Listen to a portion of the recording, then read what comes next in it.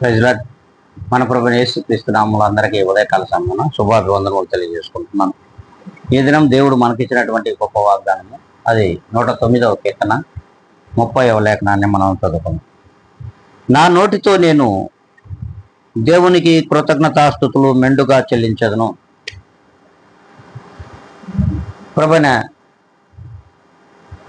క్రీస్తు యేసు ఈ దినమున మనకిచ్చినటువంటి వాగ్దానం, ఆ దేవుడికి మనము మెండుగా కృతజ్ఞతాస్తుతులు చెల్లించుకునే వారిగా ఉండాలి అని నిత్యమైన దేవుని వాక్యం సెలవిస్తుంది.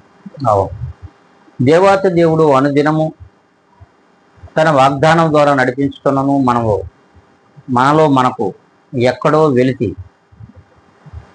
దేవుని పక్షంగా కనబడుతూ ఉంది. కానీ ఈ ఉదయకాల సమయమున శుభ శుక్రవార దినమున దేవుడే తన లేఖనం ద్వారా సెలవిస్తూ ఉన్నాడు.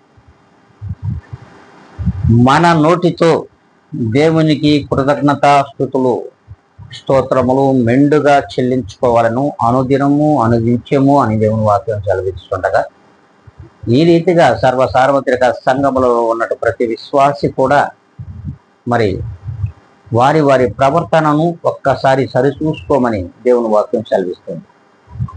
మరి ఇలా ఉన్నామా? మనం కృతజ్ఞత స్తుతిస్తోత్రములు మెండుగా చెల్లించుకునే వారిగా ఉన్నామా? ఒకసారి ఆత్మ పరిశీలన చేసుకొని మరి అందరం కూడా కళ్ళబొచ్చుకొని ఈ వాగ్దానం మన అందరిలో ఫలించాలని ప్రార్థనలో ఏకీపిద్దాం. పరిశుద్ధుడా, ప్రేమ స్వరూపి, మీ పాద పద్మములో కృతజ్ఞతలు ప్రభా. ఈ ఉదయకాల సమయాన్ని ఇచ్చిన గొప్ప వాగ్దానము నాలోనూ మా అందరిలోనూ ఫలింపు చేయమని బ్రతిమలాడుకుంటూ జీవాధిపతి అయిన యేసుక్రీస్తు నామమున అడిగి వేడుకొని ప్రార్థిస్తున్నాను మా తండ్రి. ఆమేన్.